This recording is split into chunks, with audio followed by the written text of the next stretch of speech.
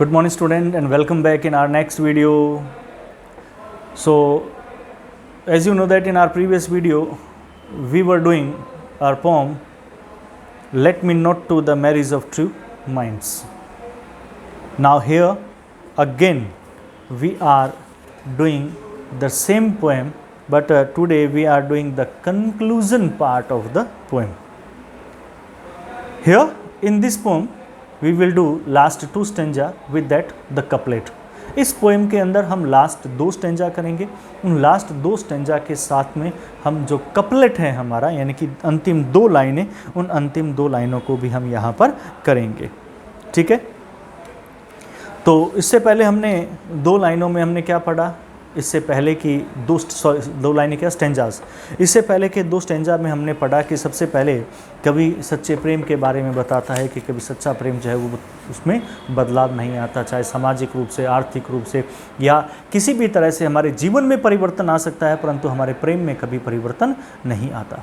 उसके बाद में कवि दोबारा से इसके बारे में कहता है कि जो अगर कोई व्यक्ति चाहे कितना भी अपने जीवन में मार्ग परिवर्तन कर ले, चाहे वो किसी भी प्रकार के बदलाव कर ले अपने जीवन के अंदर, पर प्रेम कभी नहीं बदलता। अगर कोई रिमूवर है मतलब रिमूवर हटाने वाला, तोड़ने वाला, ठीक है, रास्तों में परिवर्तन करने वाला, तो अगर कभी कोई रिमूवर है, रिमूवर किसको कहा है, नाता तोड़ने वाले को कहा है कि कई बार क्या है प्रेमी और प्रेमिका आपस में नाता तोड़ लेते हैं। उसने कहा कि अगर कभी मान लो प्रेमिका प्रेमी से नाता तोड़ जाए या प्रेमी प्रेमिका से नाता तोड़ ले, तो नाता तोड़ने के बावजूद भी प्रेम एक ऐसी चीज़ है जो कभी भी खत्म नहीं होती, वो अपना नाता नहीं तोड़ती।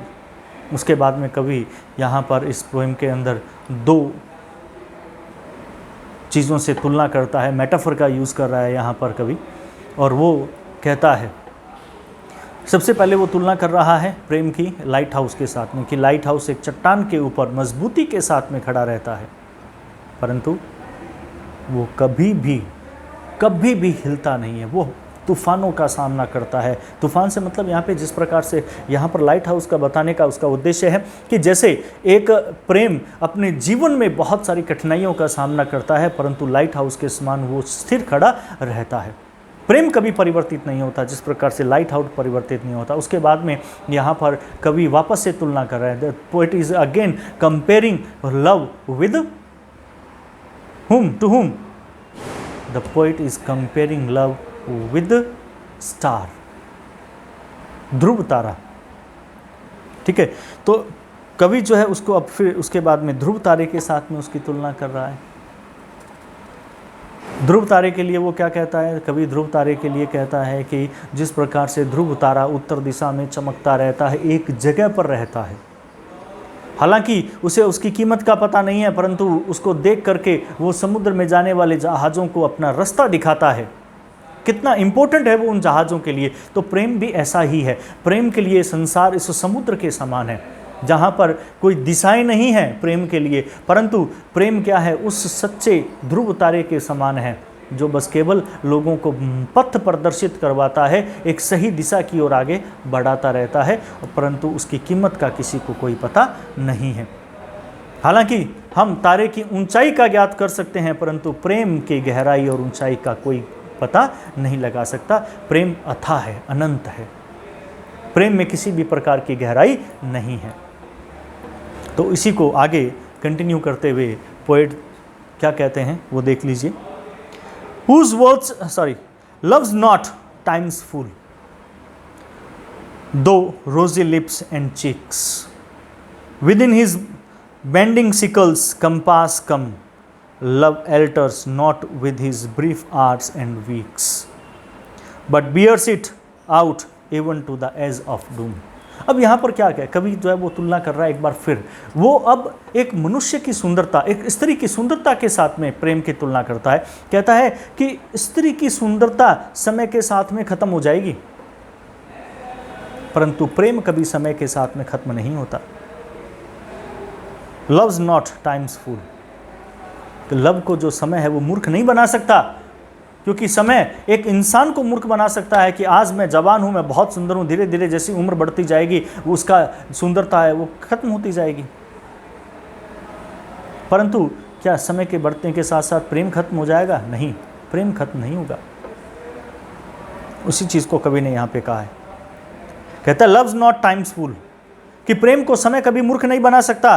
दो रोजी लिप्स एंड चीक्स, हालांकि रोजी लिप्स वो लाल गुलाब के समान, पंखुड़ियों के समान तुम्हारे होठ और तुम्हारे जो गाल हैं वो धीरे धीरे अपनी सुंदरता को खो देंगे। Within his bending sickle's compass come, कि विद हिज बेंडिंग सिकल्स, कि वो धीरे धीरे अपने आप समय के साथ में वो क्या है, बढ़ते घटते चले जाएंगे। बेंडिंग सिकल, सिकल होता है हाशिया, सिकल क्या होता है, हंसिया होता है, जिससे क्या है कि चीज़ों को काटा जाता है। ठीक है, तो मैं इसके बारे में पहले बता दूं कि यहाँ पे टाइम्स फुल का मतलब क्या है कि समय द्वारा उसको परिवर्तित करना, यानी कि the victim of time means time can not victim love, कि समय कभी प्रेम का शिकार नहीं कर सकता। ठीक है, उसके बाद में यहाँ पर वो कहता है rosy lips and cheeks. Rosy lips and cheeks का मतलब होता है शारीरिक सौंदर्य से है यहाँ पर, कि शारीरिक सौंदर्यता समय के साथ साथ में नष्ट हो सकती है। उसके बाद में बेंडिंग सिकल, बेंडिंग सिकल मतलब मुड़ा हुआ हंसिया। हंसिया क्या होता है कि जैसे आपने वो देखी हो ना, काटने के लिए यूज़ करते हैं हंसिया, दराती जिसको कह सकते हैं हम कई बार। ठीक है, वो इस प्रकार से शुरू में यहाँ पकड़ने के लिए होता है, फिर वो आगे से यूँ मुड़ी भी होती है। आपने निशान देखे होंगे। ठीक है, तो जैसे मैं बताऊँ आपको कि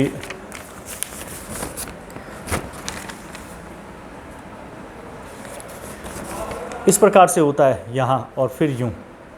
ठीक है, इसको बोलते हैं सिकल। एक्चुअली क्या होता है कि हमारा जीवन जो है वो धीरे धीरे आकर के आगे जाकर के इंसान क्या अभी तो स्ट्रेट होता है, फिर धीरे धीरे जाकर के वो झुक जाता है, उसकी सुंदरता जो है वो खत्म हो जाती है, कि जिस प्रकार से सिकल की है, मुड़े हुए हंसिए की होती है।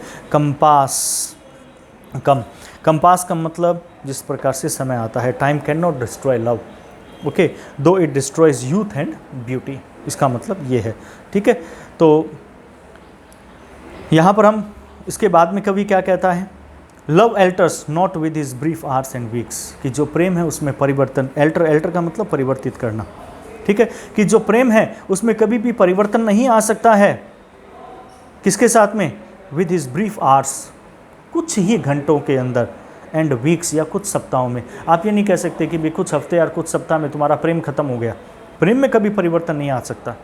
But bears it out even to the edge of doom, परंतु प्रेम जो है वो तो हमेशा गहराई तक रहता है, वो तो चलता रहता है। बियर्स आउट मतलब चलते रहना, कि वो तो चलता रहता है। Edge of doom, edge of doom का मतलब होता है द डे ऑफ जजमेंट, यानी कि विनाश का दिन, मृत्यु जिसको कहा गया है। एज ऑफ डूम का मतलब यहाँ पे क्या है, मृत्यु तक, डेथ तक, कि जो प्रेम है वो तो मृत्यु तक चलता रहता है, उसमें कभी भी कोई परिवर्तन नहीं आता। ठीक है, तो अब देखते हैं इसमें कवि क्या कहता है।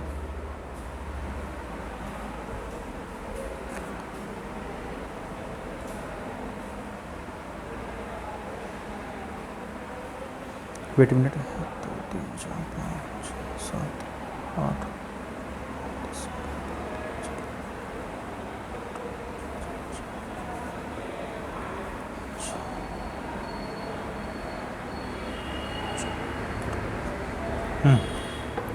ठीक है, लव्स नॉट टाइम फुल।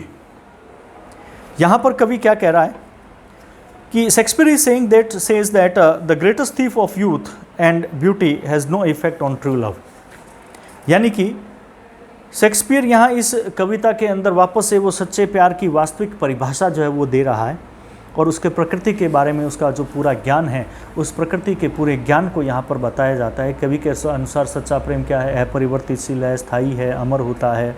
ठीक है, तो यहाँ पर शेक्सपियर कहते हैं कि समय जो सुंदरता और जवानी का चोर है, समय क्या है, सुंदरता और जवानी का चोर है, क्योंकि समय सुंदरता और जवानी दोनों को ही खत्म कर देता है। आज बचपन है, बचपन से धीरे धीरे युवा हुए तो सुंदर हुए, हमें घमंड हो गया सुंदरता का कि ये तो हमेशा रहेगी, नहीं रहेगी। धीरे धीरे जैसे जैसे समय बीतता जाएगा आदमी अधेड़ होगा, अधेड़ होने के बाद में वृद्ध होगा और उसकी सुंदरता चली जाएगी। तो इसलिए इसने क्या कहा, कवि ने कहा कि समय सुंदरता और जवानी का चोर है, उसका भी सच्चे प्यार पर कोई प्रभाव नहीं पड़ता। परंतु ये जो समय है इसका सच्चे प्यार पर प्रभाव नहीं पड़ता। बचपन में जो प्यार था वही प्यार अंत तक बना रहेगा। प्यार में बढ़ोतरी हो सकती है पर कभी कमी नहीं आ सकती। समय सच्चे प्यार को बेवकूफ़ नहीं बना सकता, क्योंकि सच्चा प्यार समय के हाथ का खिलौना नहीं है। सच्चा प्यार समय के अनुसार नहीं चलता है। प्यार को समय कभी भी अपने बंधन में बांध नहीं सकता। समय को लोग खेत काटने वाला किसान मानते हैं। समय क्या है? खेत के अंदर जो फसल है उसको काटने वाला किसान है, जो हर चीज़ को काट देता है।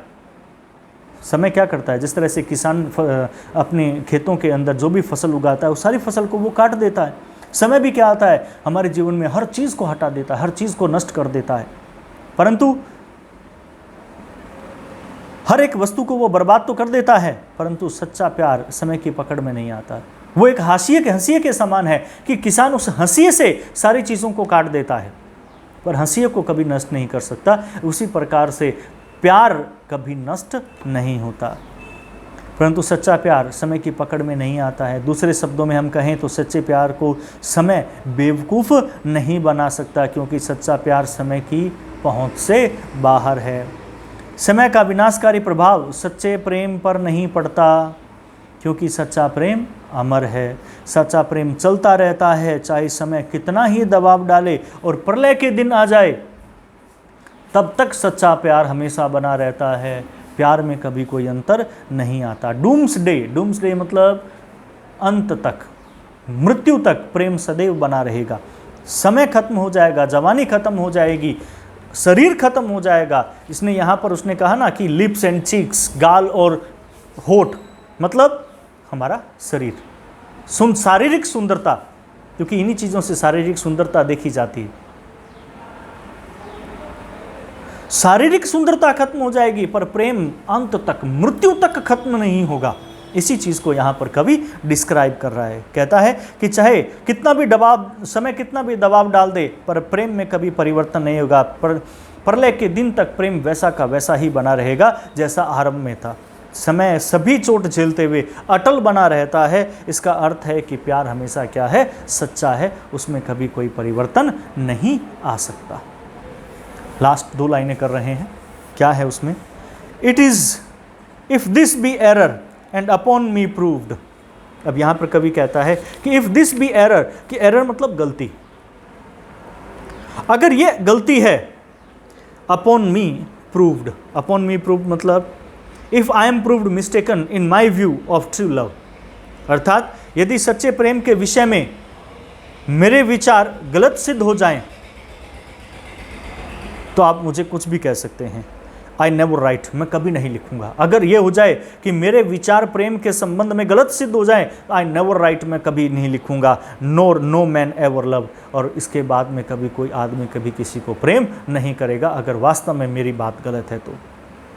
कहता है इफ दिस बी एरर, कि अगर इसमें कहीं कोई गलती है, एंड अपॉन मी प्रूव्ड, और अगर कोई मुझे सिद्ध कर दे, अपॉन मी मुझ पर, प्रूव्ड यानी कि सिद्ध करना, कि अगर कोई मुझ पर सिद्ध कर दे आकर के ये कह दे कि भी हाँ तुम जो कह रहे हो कि प्यार जो है वो अपरिवर्तनीय होता है, ऐसा नहीं है, प्यार बदल जाता है समय के साथ में। अगर कोई मुझे आकर के ये सिद्ध कर दे, आई नेवर रिट का मतलब राइट, तो मैं कभी नहीं लिखूंगा।